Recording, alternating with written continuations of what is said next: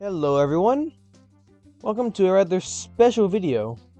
In this video we'll be covering something rather big, the Porterverse map of the island of Sodor. I have worked on this map on and off for a very long time now.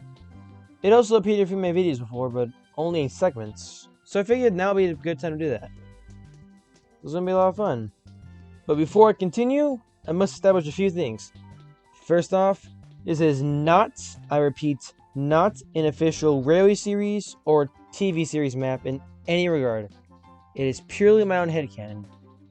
So if you see any major obvious differences from any of the official maps, it is intentional and has no bearing over any official lore or any official information that the railway series or television series gives you.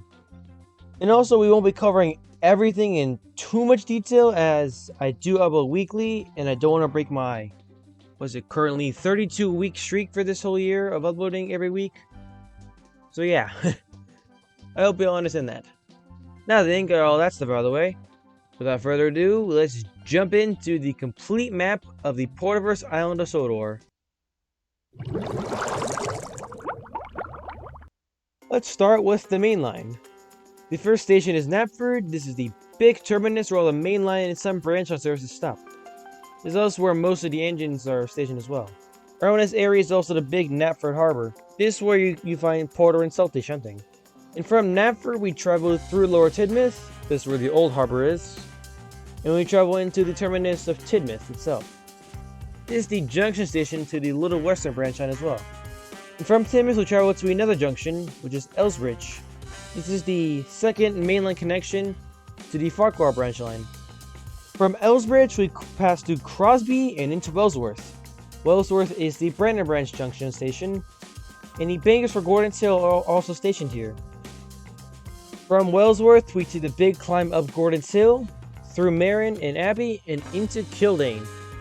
Kildane is Sodor's capital. All mainline services stop here, as it is one of the most populated areas of the island. The cement works is south of Kildane as well. And from Kildane we travel through a stretch of track that goes through a certain forest that Henry likes. And then we finally reach Kelsthorpe Road. Kelsthorpe Road is the junction station of the Kirkconnell line. Not much to say here. From Kelsthorpe Road we travel into Crovan's Gate. Following Crovan's Gate is Ballyhoo. This is the transfer point to a little branch line. It just goes into Normanby. Ballyhoo is then followed by long stretches of track that basically have, well, nothing next to them. And after all the mundane nothingness, we finally reach the last Sodor station of Vicarstown. Mainline local trains usually terminate here before going back the other way. And despite all that, the express continues on into Barrow. This is where the NWR services are usually taken over by British Railways. Now that's the mainline covered. Let's travel back to the west coast and cover some of the branch lines. Thomas's branch line officially starts at Knapford. Around this area, Knapford is also the branch line connection at Lower Tidmouth for the old harbor there. This is what the harbor that Thomas Percy and Trevor helped rebuild back in the day. There's also West Dryaw, a goods station. From Knapford we go through Dryaw, which is the modern day station, through Tollywreck and into Elsbridge. From Elsbridge we go through Hackenbeck, Maithwaite, and into Farquhar. Following Farquhar is Ulfstead, the official terminus of the branch. Various mines are also located around the Farquhar and Ulfstead area. The gold mine is also nearby as well, this gold mine being the old one where Bertram lives. Now let's go to the Little Western branch line. The Little Western starts at Tidmouth, travels through Tidmouth Halt, and into Haltra. This is where the engines stop for water. From Haltra we go into the biggest station on Sodor next to Knapford and Kildane. This being Callan. Callan is the scenic junction station of 3 different branch lines. This is where the Little Western officially terminates, but the track still goes up further north.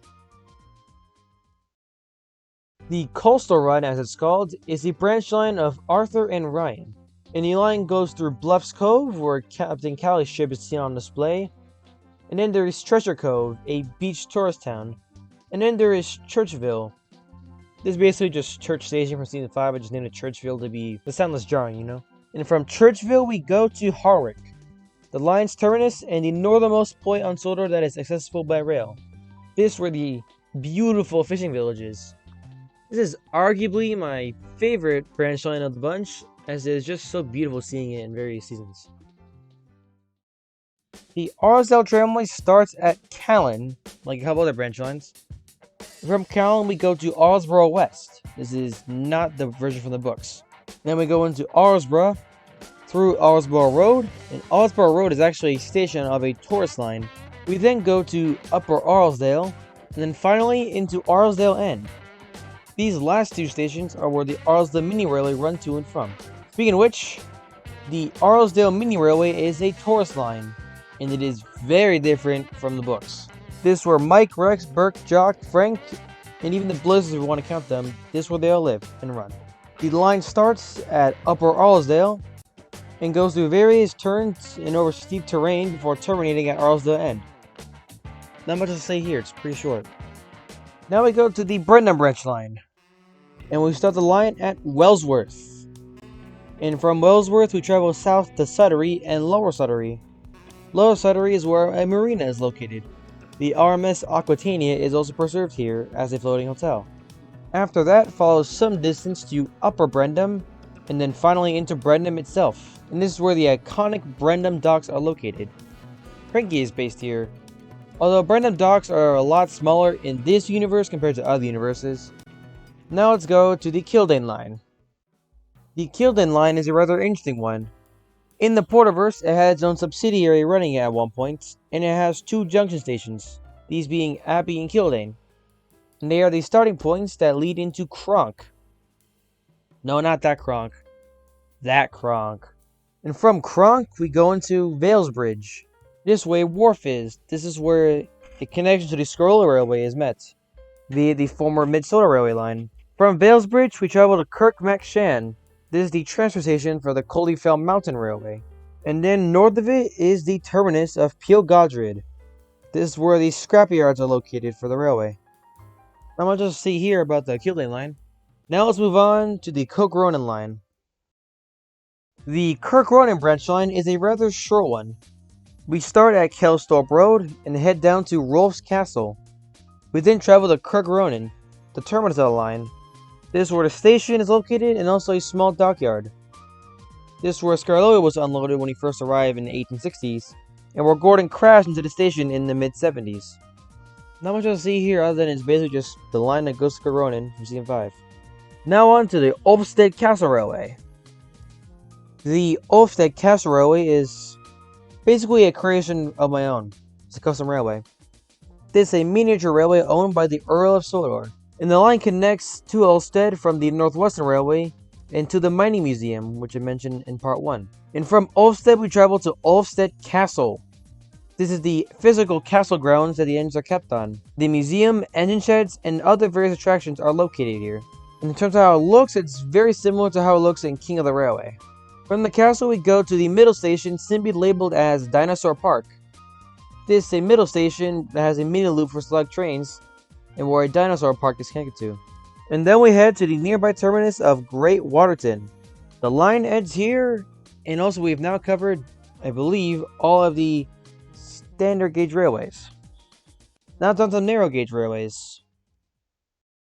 The Scarloia Railway is essentially almost the exact same as the railway series, just with a few minor tweaks here and there.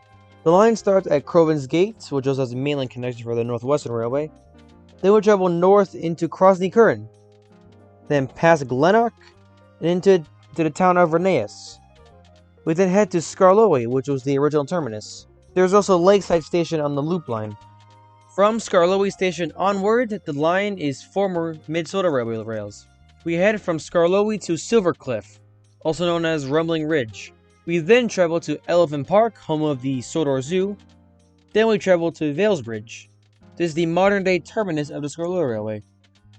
Now let's travel to the final line we're going to cover on this map, the Culdifell Mountain Railway.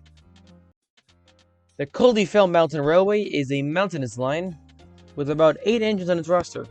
The line starts at Kirkmacshan, which is also a transfer station from the Peel Godred line. We cross railway tracks as we head to Shiloh, and then to Falconsburg. Falconsburg is basically Skarloey Road with a different name. That's why we might as well give it a more unique name. You know what I'm saying?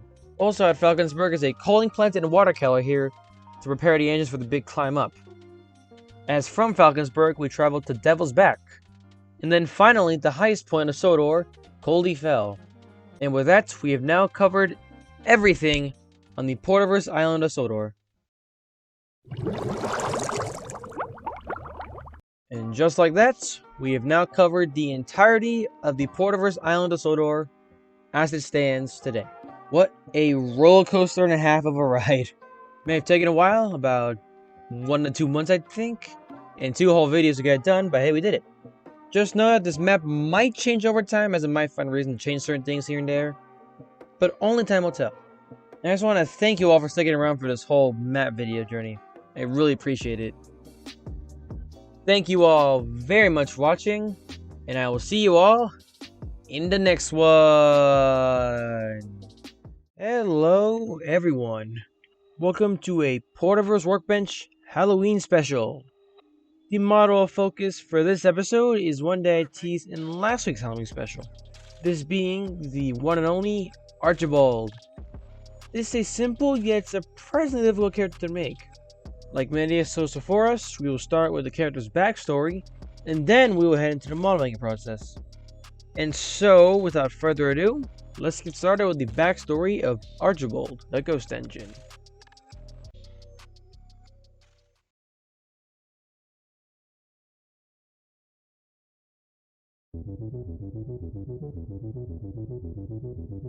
In 1911, the Knapford and Ulstead Railway and the Big City Railroad strike up a deal that would see each railway build a locomotive for each other.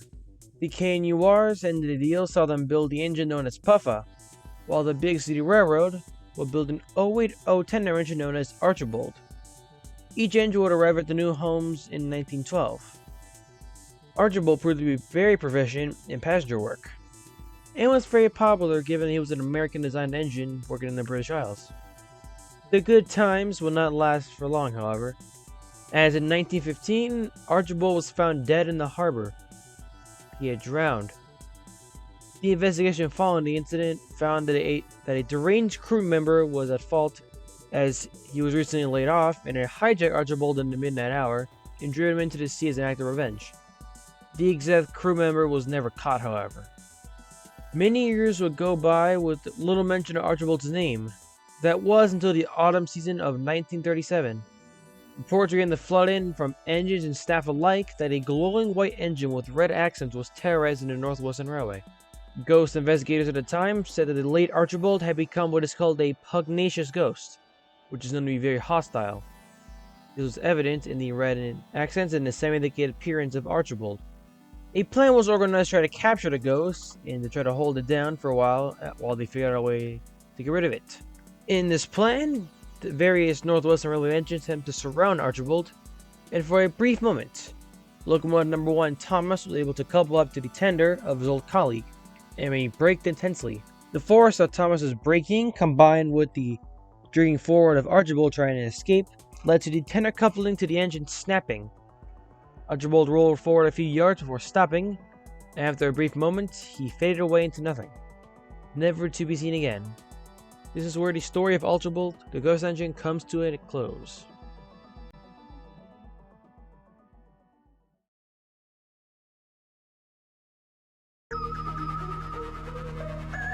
Archibald's model was surprisingly easy to make.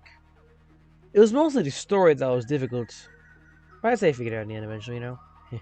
For the model, it was simply my old Big City Road engine that was last seen in my very first model train collection video from 2022. It was just simply modified and repainted. I removed the front pony truck and cab to achieve a decayed look, as that's the kind of look I was going for the ghost here. After all the body work was done, I then primed the body in a white primer, and simply left that as it was. I then worked on the tender. This tender is a monstrosity, I know. But don't worry, it's on purpose. I like to imagine that the Big City Railroad just applied British design cues from memory without putting any real thought behind it when designing Archibald. Hence the very weird tender. I used 2 all-engine scale push-along tenders, specifically from Henry and Gordon, to make this. So the tenders and cut them down in certain sections and make sure they'd fit over the motor housing, and then use some card to smooth over the side profile to make sure it looked a little smoother, as it'll be just protruding weirdly before without it. The center has 2 cold ports, and I like to imagine the center of it is where the water is stored. And after all of that was applied, I took some paint pens, mostly red and black, and made out various details. The red being the most prominent, as can be seen in the model, making out various details like the boiler bands, the funnel cap, the smoke box door, and among other parts. And then the black for very small details, like some pipe work here and there, nothing too much. And the same process was applied to the tender, with the red and black going in various places. And then, for the last step, I gave all parts of the model a nice clear coat with matte acrylic coat. After all that, Archibald's Ghost was finally complete. And that's kind of surprising part, it actually kind of runs as well. It's a tender drive engine, so yeah. Thank you all very much for watching this episode of Porterverse Workbench, and I shall see you all in the next one. Good evening, everybody. Welcome to a special video. It is, in my opinion at least, the best time of the year. I live for October. And for this, we'll be diving into the lore of the many ghosts and specters within my little hand cannon known as the Porterverse. Before we continue, just want to throw out a quick disclaimer. This is not, I repeat, not covering any official lore in any regard. It is all purely headcanon and made up. But if you agree or disagree with any information in this video, it's perfectly fine. And if you'd like to use any elements from my headcanons in this video, including other videos, go ahead, it's perfectly fine. Go nuts. Just restart a tag so I can see what you do with it. Always like seeing your work. Now then, sit back, relax, probably grab some popcorn and orange Fanta, and now we shall dive into the ghosts and specters within the Porterverse. Billy Durrington is one that I've mentioned before. He was one of the former Wellsworth and Sodor tank engines, who was sold to the China clay pits in around 1927. He would also be repainted into a pale gray livery. Billy Durrington was unfortunately killed in 1949 in an avalanche. He died trying to get all the workmen out, and he was scrapped following this. The first sightings of his ghost were reported around 1969. Some claim to have seen the silhouette of him in the clay pits, while others claim to have heard his whistle blaring in the area of his demise in the midnight hours. The ghost of Billy Durrington was not reported to have been hostile or friendly. The white glow and all-white livery of the ghost, according to the witnesses, indicate that this is an oddment ghost. This is one of the 3 types of ghosts in the Porterverse. Oddment ghosts are merely just a spirit roaming around the area of their demise, as if they were watching over it. And these types of ghosts can often be seen during the autumn months, albeit it is very rare. But just know the autumn months are the best time of year to try to catch one if you want to see it. Stanley and Smudger were mid-Sodor Railway engines number 2 and O2 respectively. They would work on the railway until their untimely deaths during a bombing raid in World War II. The ghosts of these engines were first spotted in the 1960s. The reports of this, and eyewitnesses, claim to have seen an invisible figure with a golden sparkle outline, almost like fireflies. And if these reports are believed to be true, then it is believed that the ghosts of the late Stanley and Smudger are what we call a lingering type of ghost. The lingering ghosts are very known for its rare appearances, as they are basically invisible with the gold outline. And these types of ghosts are generally neutral in most situations, but they can act hostile if provoked in a certain way. And the ghost of Stanley and Smudger can be seen in the evenings from June to November, sometimes allegedly scaring away the occasional dickhead that provokes them. Usually these kinds of ghosts are around to warn people before continuing further. Rebecca was an Express Pacific engine on the Northwestern Railway during the British Railways era. She was friendly to nearly everyone around her and was all around a very kind engine. She was unfortunately killed in a fatal collision in 1965 along with several passengers. The first reports of her ghost date back to 1966. And going off of these reports, the late Rebecca has become a lingering ghost. And the ghost of Rebecca could be seen from 1966 to 69. After that, there were no more appearances of Rebecca. No one knows why or how. but many believe that Rebecca is now at peace after a long time. Here's a character that I'm actually working on a model for right now. This is Archibald. Archibald is one of rather interesting origins. In 1911, the KNUR and the Big City Railroad made a deal where each will build a locomotive for each other, and each engine would arrive at their new homes around 1912. Things would go well for Archibald on Sodor until around 1915, when he was mysteriously found dead in the harbor. He had drowned. The details on this whole incident are very vague, as it was wartime and ports are very swift and everything. And the first appearances of Archibald's ghosts were reported in 1937. And going off these reports, the ghost of Archibald was almost entirely white livery with red accents all around. And going off of this indicates that Archibald has become a pugnacious type of ghost. Pugnacious ghosts are usually very hostile and often lash out at those who get close enough. The scariest part is that these ghosts are supposedly semi-tangible and they can interact with physical objects and beings. This is what makes a pugnacious ghost so dangerous. Just know that if you see a white ghost with red accents, stay away and try to get help. Always. Very, very hostile.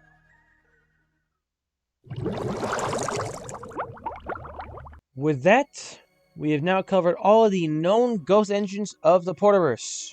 At least the one seen on Sodor. This video was honestly a lot of fun to make, as I'm a huge Halloween buff myself, and I absolutely love this time of year. If you're wondering, yes, I am making the model of Archibald, and also I do want to make some of the other characters I mentioned in Model Form Sunday. Just not necessarily their ghost forms, as some of their ghost variants will be impossible. There is an exception, of course, with Archibald, as I'm currently making his ghost variant. And he's almost done after recording this, actually. So his video will be out very soon. So stay tuned for that. Thank you all very much for watching, and I shall see you all in the next one. Merry Christmas, everybody! I hope you all are enjoying the holidays to the fullest extent. Tonight, I have a rather special video for you all. Here is the ornament. This is a rather unique model, if you can even call it a model. This Christmas ornament was inspired by the Hornby Coca-Cola orpheos that are seen around the holiday season. You see, one of the variants in this little range uses the Thomas molds, as Hornby used to have the license for Thomas models in the UK. But when that license ran out, they ended up just using the molds again for the starter sets. Now, I have never owned any of the Coca-Cola starter sets, or even the Christmas sets really, but I figured I should at least do something Christmas related for the channel. And so here we are. Let's dive into the full build process of the ornament. The ornament was made using an all-engines-go push-along Thomas, basically like made in the goobers. I took the whole body apart and removed the paint from the metal body using the paint stripper. Always be careful with paint stripper, as it can burn your skin depending on what type, and only use it for metal. Any plastic that goes into paint stripper will more than likely melt.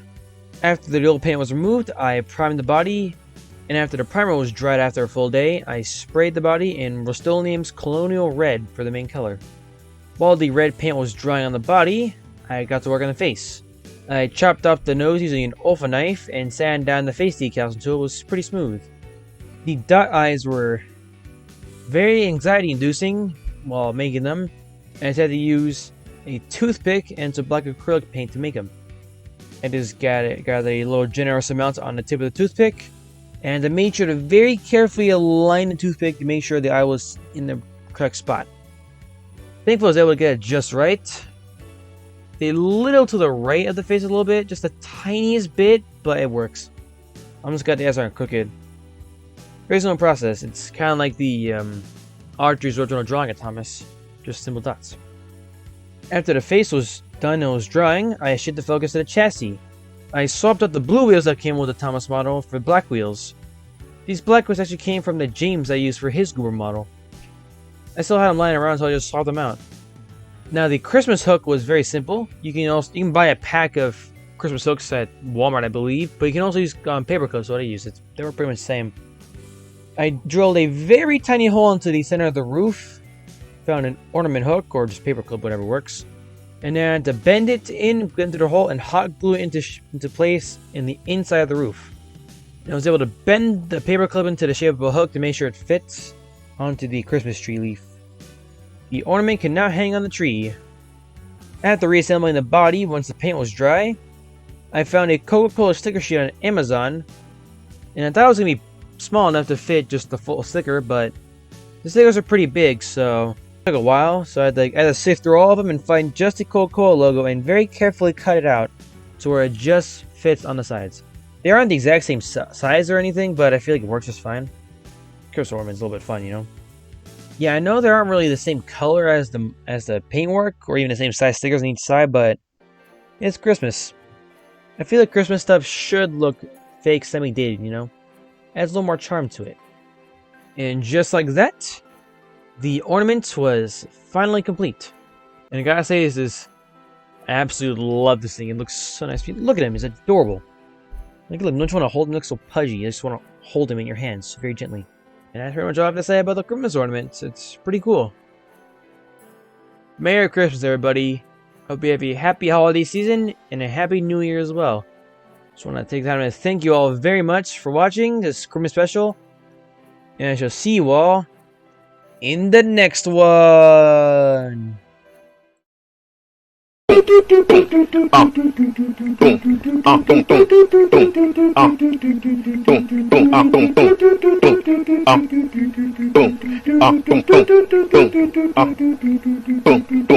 Day and night. What? I toss and turn, I keep stressing my mind.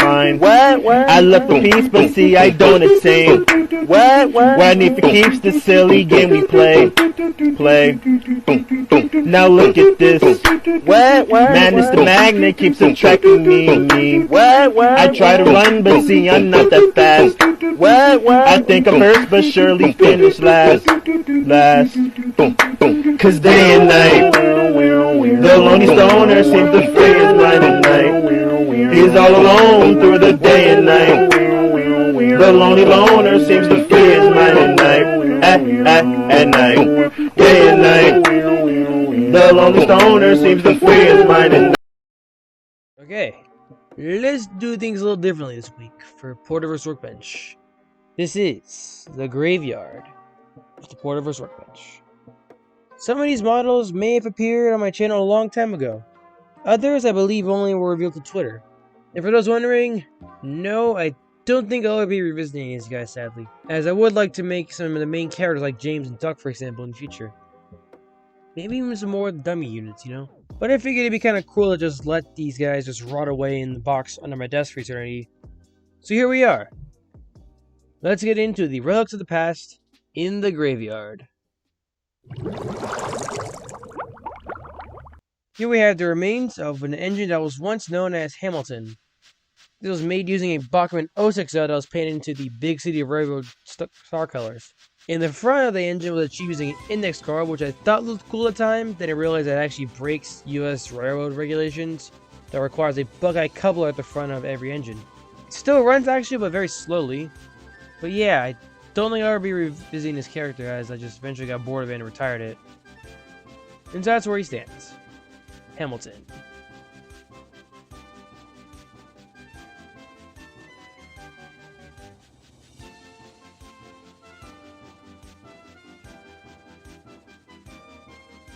Here is one that was actually really close to completion.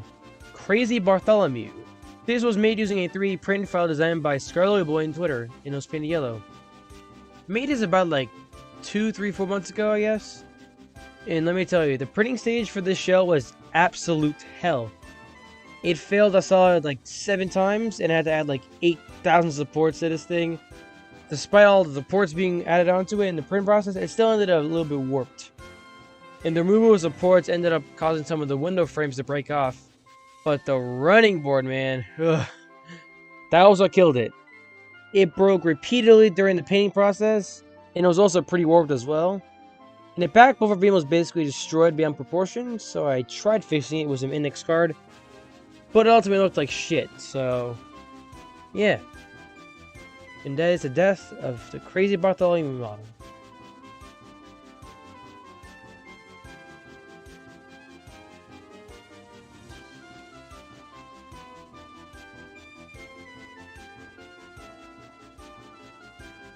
This model actually is a very similar story to the last one. This was my work in progress of a 2015 Thomas. This is meant to be a realistic take on that special Thomas Wooden Railway 2-pack that came out with that 1942 Thomas for the 70th anniversary. I even bought a special blue spray paint to match this model. But, like Bartholomew, there were durability issues with supports, some more than others, and the buffer beam for this print was also shot. It wasn't as bad as the last model, but it was still very noticeable. And the lighting is pretty good, I'd say, but the numbering... Oh, that number 1 is atrocious. Both of them are. See, I tried using paint pens for this, to be more precise with it, but despite letting the paint dry for an absurd amount of time, the paints ended up reactivating and mixing with each other to make a weird orange color. So yeah. Here is the remains of locomotive number 3. I believe this guy was only ever seen in my 2022 big train collection video. He basically vanished into the void after that video, as I never really found a purpose for the model. It was more or less a painting exercise, if anything. And the more I just looked at it, the more I started to dislike it. And thus it was banished to the box under the desk.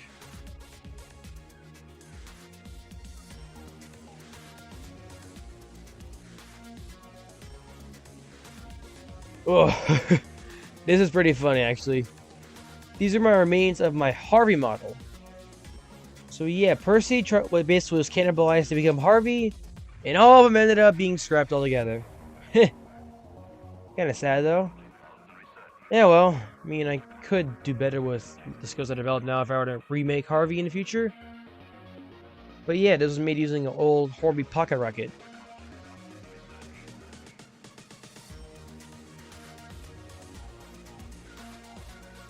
Here is the single remaining piece of my original Percy model. This is the boiler or saddle tank of the Hornby pocket rocket. The original model was actually a repaint with no mods at all to the bodywork. But yeah, there's actually one mod that I actually want to redo. Maybe with a 3D printed shell, probably a Pug or Pekka chassis in the future. Here is the remains of Puffa, my original Puffa model from 2022. I tried redoing this guy alongside a little owl, but the more I looked at it, the more I realized that it could have been a better take on the model, probably a little bit closer to the original source material. But yeah, that's my original Puffa model.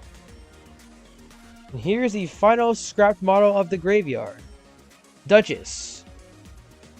Her story involves me trying to make a Henry Mark I out of the chassis. See, I tried taking apart the chassis completely to paint the frames and the wheels red, and thus the model now no longer works without the railing. And that, my friends, is the Porterverse Workbench Graveyard. I must admit, it was pretty fun diving into these old models again. It's been a while since I've actually liked seeing some of them.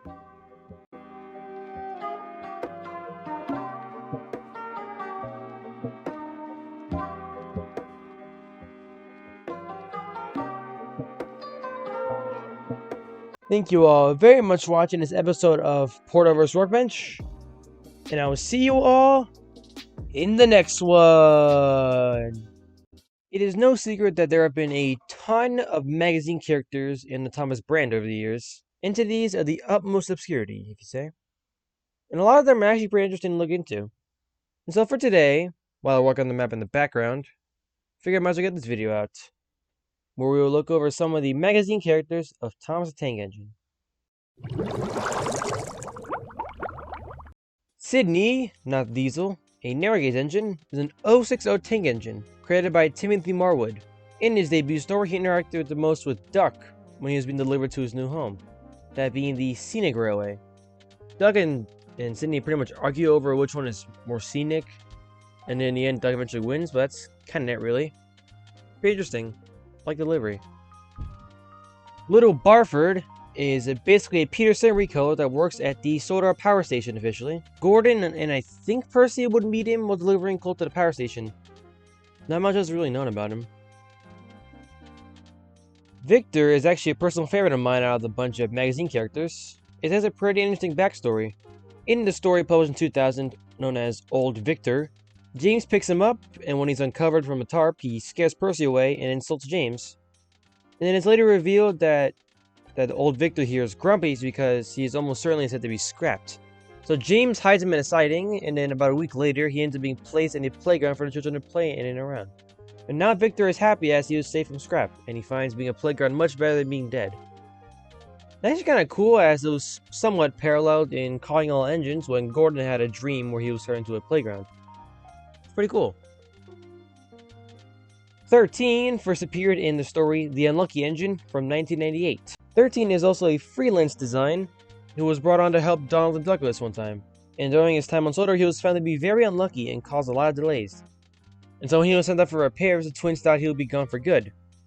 But he actually got a new firebox in his repairs as well, and that seemingly ended his streak of bad luck. Although the twins were eventually right, as 13 will eventually return to the mainland, albeit a much happier engine now that his luck was now improving. The station coach is what I like to call a square root of a railway. So basically in the story, a station on Thomas's branch line is vandalized severely.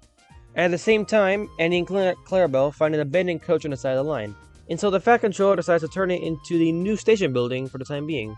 A railway coach gets turned into the station. It's kind of funny. The pier train is an electric train that travels along the pleasure pier. In the story, Thomas braves the waves. Thomas grows jealous of the pier train until he discovers that it can be rather difficult being an engine that works on a pier, as having to deal with the elements. This story also gave us one of the hardest illustrations ever, of Thomas saving a boat in a storm.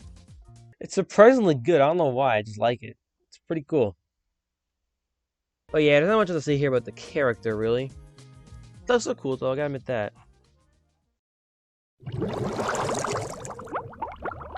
The magazine characters are the utmost obscurity. Some are interesting and some are just literal background filler that are quite literally just pixels in length.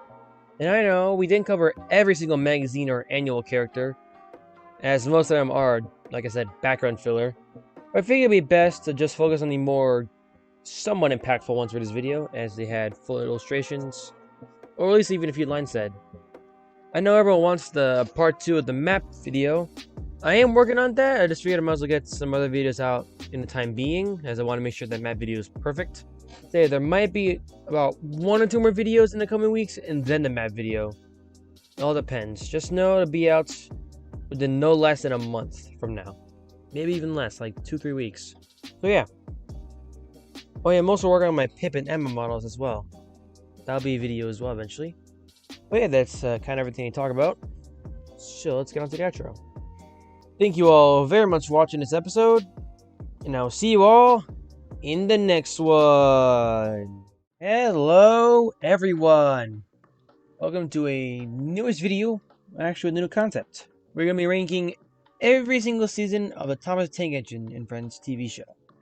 Just a heads up in advance, this video isn't really scripted or anything, so if I do end up stumbling or rambling on my words, I do apologize in advance.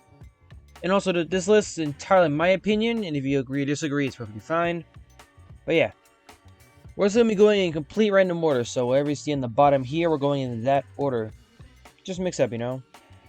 Without further ado, let's get into it. First up, we have Season 10. This is one of the hit era seasons. It's pretty mid, I'd say.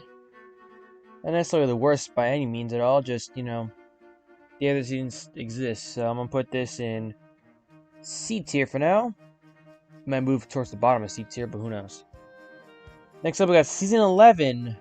This is about the same as Season 10, but I feel like the color grading on that season was a lot worse. It's like really yellowy and green, sort of, in some of the episodes. So yeah, I'm just going to put this C tier as well. Now we got Season 20. This arguably my favorite season of the CGI series. It's just a lot of fun. Every episode is really well written for the most part. It's really good. I love the season a lot. A lot of good character moments and stuff. So I'm gonna put this A tier. I might say the top A tier, not gonna lie. Now we got Season 15.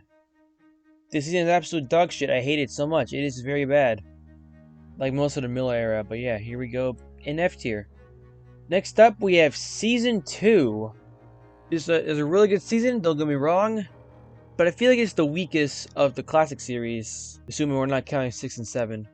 Yeah, I just don't really care for Season 2 that much. I mean, there are some good episodes, like Thomas and Trevor, absolutely amazing episode, probably my favorite this season. And there's good character moments too, but A tier, behind Season 20. No, actually, it has season 20. Now we got season 23, the second season in the Bwaba era. I'm just gonna be totally honest here. I think it's the absolute worst season of the entire show. Because like I tried watching some of the episodes and I just couldn't get through them at all. You know what they say about the classic series and even the CGI series is like, it is very clearly made for kids, but at the same time adults can enjoy it to an extent. It is not present in this season in the slightest. It was a very slight bit in some of the episodes in 22 and 24. But 23 is just completely awful. Animation is really weird as well. But yeah, and also just a character assassination after character assassination, like a freaking minigun. Just spraying all them down. So yeah, I absolutely hate season 23. Bottom of F tier, and it will stay in the bottom of F tier no matter what. Anyway, so season 12 is next. Man, I remember liking this season when I was a kid, growing up, watching it on DVD. But oh my god, the CGI on the faces and people have aged so terribly. Aged like absolute milk. It is atrocious. And also the episodes are very dumb. D tier. Now we got season 1. The one that started it all. I'm just gonna say it right now, this may be a hot take, but I feel like season 1 is the absolute best season of the show. Like, argue with the wall. Yeah, sure, the visuals and stories are fairly simplistic, but that was what the beginning of the Rare series was like anyways. But I feel like it all just comes together in a very unified design for the show. It is just pure escapism. Like, it is just so like therapeutic to watch. Like, anyone can recognize the season distinctly. It is very distinct and unique. Absolute all-time classic. In the snow episodes, amazing. Thomas turns into snow, amazing episode. In the music, oh my god, the music is so good. Like when Thomas and Brody are racing, absolute bop, let me tell you. I will play, but probably get copyright flagged, but still. Man, it's just amazing season. I absolutely love it. It is so iconic. I remember watching this season on TV, airing on PBS Sprout. They were still airing it into the mid to late 2000s. I absolutely love season 1. It is so much nostalgia. An absolute peak storytelling and visuals. Pure escapism and serotonin. S tier, in the very top of S tier for that matter. And I don't think it'll ever move from the top of S tier. The absolute best in my opinion. Next up we got season 7. If you count this as the end of the classic series, this is probably the worst of the classic seasons, I think. But in terms of the model seasons, it is definitely not the worst at all. I consider 6 and 7 pretty even, per se. Visuals aren't really that great in my opinion. It's like, eh. It's like trying to mix like simple models with ultra-realistic lighting. They clash, you know? But it's not really the worst season at all. I mean, the newbies are really good, like Murdoch, Harvey, and Emily. Like, all of them are really good, don't get me wrong. So, I'm gonna put it in B tier. Alright, next up we got season 8. This is the first season of the hit era. And it's gonna be the first season without any of the original people on the show. I don't really hate this season per se. I do like some of the camera work and visuals. Like, it's really nice. I feel like it just like has more design unity to it. Cause I grew up mostly with the hit era and stuff on DVD. I always liked it. I always had a nostalgic feeling for it, you know. And of course, this whole era was plagued by the atrocious show Bible that was written after season 7 aired. But yeah, I'm gonna put this in B tier. Now we got season 13. The first fully CGI season. This is probably one of the last few seasons. I think season 14 is probably the absolute last, but 13, 14 probably the last seasons I've ever watched of the show before exiting out of it for a good chunk of my life and then come back to recently. But these are the last seasons I remember growing up watching, per se. And I don't think it's this. I think it's like probably the better of the Miller era, but like the whole Miller era is like almost the exact same, anyways, because they just didn't try at all.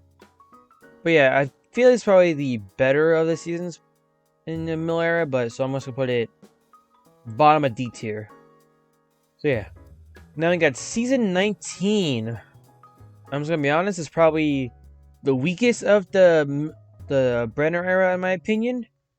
Because some of the character moments are really weird. Like, they keep on reverting back to old characters to keep status quo, I guess. But, and also Henry in this era in general. I can't remember any of the season, but they just destroyed Henry, but yeah. Don't know much to say about it, but I'm just going to put this C tier. But at the very top of C tier, to be exact. Then we got season 14. Like I said just a moment ago, this is probably the last season I remember watching as a child. I do remember some of the episodes with the Logging Locos. I actually really liked the Logging Locos, and Missy Allen Rescue was probably my favorite movie as a kid. The concept was so good in theory. Watching it as an adult in execution, the whole thing is just falling apart, but I think the Logging Locos are pretty interesting, like visually, and they have a lot of potential. Just fumbled, you know. This season is very similar to 13, so I'm probably going to put it above 13 in D tier for now. But these two are very neck and neck. 13 and 14 are neck and neck. Now we got season 4. This season is one of the best visually looking seasons of the entire show. Like, it is very comfy looking. They also have a lot of nostalgia for the season as well. It is very, very good. Some of the stories are really good as well. George Carlin's narration. Like, it is just absolutely amazing. Stunning. I love this season so much. S tier. But it's probably going to stay in second from it to season 1. But yeah, moving on. Now I got season 16. I deadass don't remember anything from this season. I mean, I do remember it was very boring. I mean, I probably may have watched an episode from this season, but I have no idea considering 13 through 16 are almost the exact same visually and like story-wise, so it was all a bunch of crap still, but I'm just gonna put it top of F tier, I say. It's not really that good. Now we got season 17. This is a really good season and is miles better than anything in the Miller era, although it's a pretty vanilla take, I'd say. This is a very good start to the new era, and it's a lot better. Like Henry's Hero, I think it's in this season. Very good episode. And 13-7 overall, it's really good, very good. I'm gonna put it middle of B tier. Season 18 is up next. This is also a huge improvement from the previous. I absolutely love this season. Some of my favorite episodes in the whole series are in this season.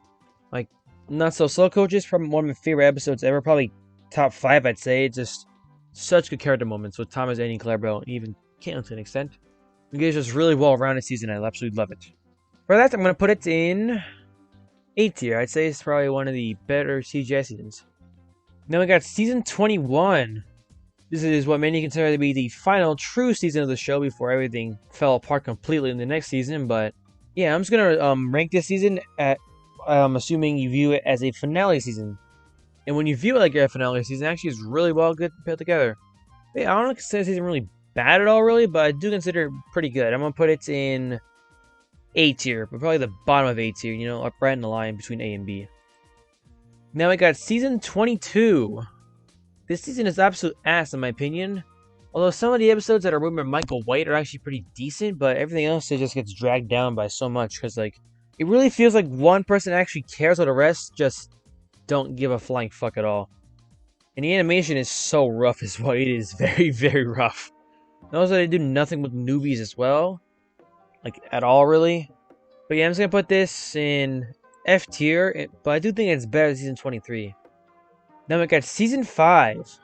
This is also one of the best seasons in the entire show. The visuals are really good in this as well. The action alone is what carries season the most for me. It is really good. Also a lot of nostalgia as well. It's very good, really well put together season. I love it. Definitely in top 3. I'm gonna put this in S tier. Yeah, that's the only really good choice. Now I got season 3. One of my personal favorite seasons. Also favorites of a lot of people. I can understand why. It's a really good season. Like the escapism in this is just almost perfection in my opinion. It is really well put together. Like the night visuals, the music, really good. Like watching this season on DVD was such a blast, man. Just pure serotonin as a child. But yeah, love this season. Maybe a hot take. I can hear something as running with pitchforks on me, but I'm gonna put it above season 5. But I just feel like it's a really good season. Now we got season 6. I really like this season. It's like some of my favorite episodes ever. Like Scared Agents in this season. My favorite episode ever. I love Halloween episodes. In this episode, executes it perfectly well with characters in it. I also grew with this season on DVD as well. It is really good. Some of the episodes like Duncan are really good as well. I consider it pretty good. Visuals are a little gray, but I feel like it matches the models and stuff, you know? The way the models look and stuff, I feel like it matches a little bit better, you know? More of that design unity, if you will. And I think I'm gonna put this season, I'm gonna put it in between 18 and 21. That's really like the season a lot, it's pretty good. Now we got season 24, the final season of the entire series before it all ends. I personally think it's probably the best of the Bubble era seasons, because we have a lot more of the Michael White-ran episodes. But it is still Bubble era mostly, so a lot of crap. I'm gonna feel like the animation probably adds better in terms of the whole era, but I'm just gonna put it the very top of FT, right on the line between D and F, if you will. Now I got the last season of the ranking list, season 9. It's probably one of the better hit era seasons in my opinion, probably even better than season 8, I think. Considering some of the episodes are a lot better, like some of the character run episodes, like mostly with Gordon and everything, really well made. So I'm gonna put it in B tier, above season 8. And yeah, that is every single season of the series ranked on a tier list, from F to S. And before I see some of you guys go into the comments, All Engines Go is not season 25 or anything at all. You can look this up on IMDb as well. It is an entirely separate show. It is not a continuation any way whatsoever. It's a full-on reboot, separate entity completely. It's only on its tier list because I believe this tier list was made before the show actually came out. We knew it was going to be a reboot. We have the complete range from the absolute bottom of the barrel dog shit season 23 to the absolute peak serotonin nostalgia, visually stunning, just dopamine central of season 1. And yeah. And also, again, if you agree or disagree with my opinions and rankings on this list, perfectly fine. It's all up to opinion anyway, so it's all a bit of fun in the end. Thank you all very much for watching, and I shall see you all in the next one. And now, folks, it's time to say goodnight. We sincerely appreciate your patronage and hope we've succeeded in bringing you an enjoyable evening of entertainment. Please drive home carefully and come back again soon. Good night.